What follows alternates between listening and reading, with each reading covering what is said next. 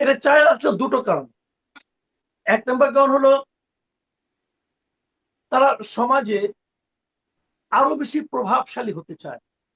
তারা মনে করে আমাদের এই সমাজটা এমন একটা অবস্থা দাঁড়িয়েছে না, সমাজটাই একটু ঝামেলা হয়ে গেছে, যে হুম, আমাদের সমাজ ব্যবস্থা, সরকার ব্যবস্থা, রাষ্ট্র ব্যবস্থা এমন একটা অবস্থা হয়ে দাঁড়িয়েছে যে তারা মনে করে যে আমি যদি একটা দাপটের অবস্থায় না থাকি, আমি যদি মানুষের 10টা তদবির করতে না পারি, আমি যদি নিজে প্রচুর অর্থ উপার্জন করতে না পারি, তাহলে বোধহয় সমাজে আমাকে লোকে সফল বলবে না। এই একটা মানসিকতা অনেকের মধ্যে কাজ করে। এবং সাংবাদিকতা পেশাটাকে সেই অর্জনের ক্ষেত্রে তারা একটা হুম, টুলস হিসেবে ব্যবহার করে। সাংবাদিকের কাজ যেটা নয়, এটা তারা ভুলে যায় এবং ভুলিয়ে দিতে চায়। এটা হলো একটা কারণ।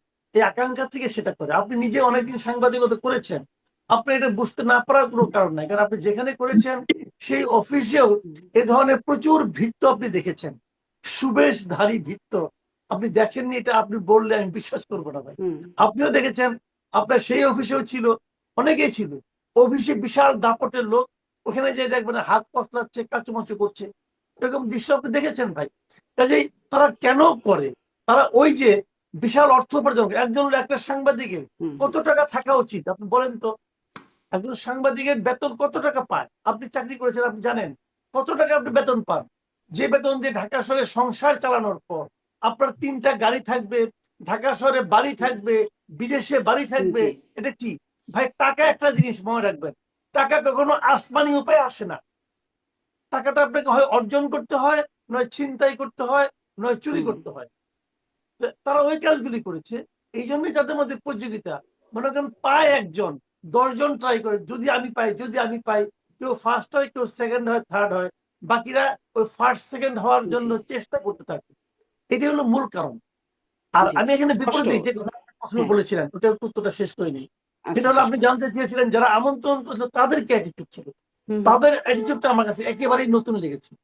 নতুন লেগেছে এই জায়গাটাতে তারেক রহমান সাহেব নিজে, আমি ওইটা আপনার একটা 5 তারা হোটেলের বলরুমে হয়েছে।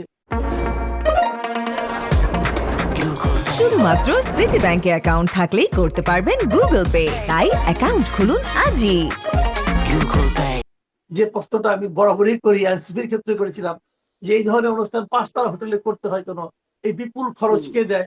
সেই প্রশ্নটা ওনাদের জন্য থাকলো, এই খরচটা কে দিয়েছে ভাই? যিনি দিয়েছেন তার সঙ্গে আপনাদের দলের কি সম্পর্ক? আপনারা ক্ষমতায় গেলে তাকে কি পাইয়ে দিবেন? এই প্রশ্নটা আমার থাকলো। কিন্তু থাকার পরেও আমি বলবো, প্রায় আপনার সাংবাদিক, ক্যামেরা পার্সন, রিপোর্টার সব মিলিয়ে প্রায় 200-300 লোক ওখানে ছিলেন। আমি দেখেছি জনাব তারেক রহমানকে প্রত্যেকের টেবিলে এবং চেয়ারের কাছে যে সবার সঙ্গে হাত মিলাত। আমার কাছে এই দৃশ্যটা নতুন মনে হয়েছে। এর আগে আমি দেখতাম এই সমস্ত ব্যক্তিরা 4-5 জন তার পরিচিত লোকের সঙ্গে হাত হুম, মিলিয়ে তারা যে মঞ্চে উঠে যেতেন, কিন্তু এখানে উনি তা করেননি।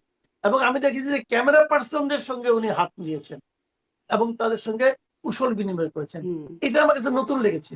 আর আরেকটা জিনিস খারাপ লেগেছে, ওটাও আমি বলি।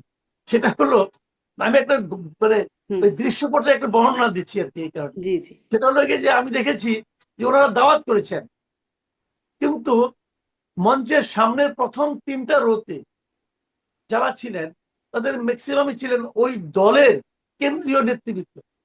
আমার কাছে এটা আমার বুঝেই আসে নাই যে উনি এবং মির্জা ফখরুল ইসলাম আলমগীর ছিলেন মঞ্চে, কিন্তু সামনের প্রথম 3টা রোতে ওনার দলের কেন্দ্রীয় নেতাদের থাকার দরকারটা কি? এটা কি রোল কল করে নাকি?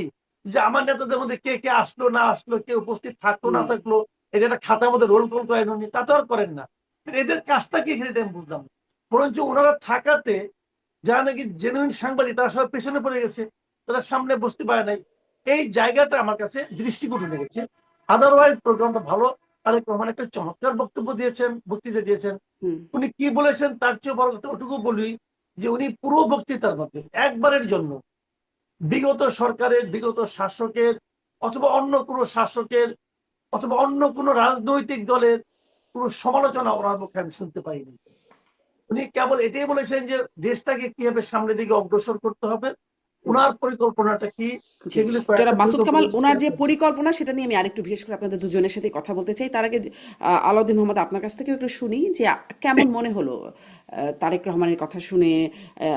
এবং জনাব মাসুদ কামাল বলছিলেন যে অনেকেই সাংবাদিকদের ধরেই নিয়েছেন যে সামনে প্রধানমন্ত্রী, বা আপনারাও বিভিন্ন সময় বলেন এটি একটা অভিযোগের সুরেই যে অনেকে একরকম ধরেই নিয়েছেন যে তারাই যেন রাষ্ট্র ক্ষমতায় চলে গেছেন বা তিনি প্রধানমন্ত্রী হয়ে গেছেন। সাথে সাথে বিদেশিরাও কি ধরেই নিয়েছেন যে তিনি প্রধানমন্ত্রী হয়েছেন? তাদেরও যে আচরণ দেখা যাচ্ছে, যেভাবে তাদের সাথে বৈঠক, সব মিলিয়ে একটু জানতে চাই। মূলত আপনার কাছে এই সংবাদ মানে সাংবাদিকদের সাথে কথোপকথন, শুভেচ্ছা বিনিময়টা আপনার কাছে কেমন হলো? আপনাদের দল এটা পর্যবেক্ষণ করেছে কিনা? নতুনত্ব কিছু পেয়েছেন কিনা? এবং পরের প্রশ্নটাও করছিলাম আলাউদ্দিন মোহাম্মদ।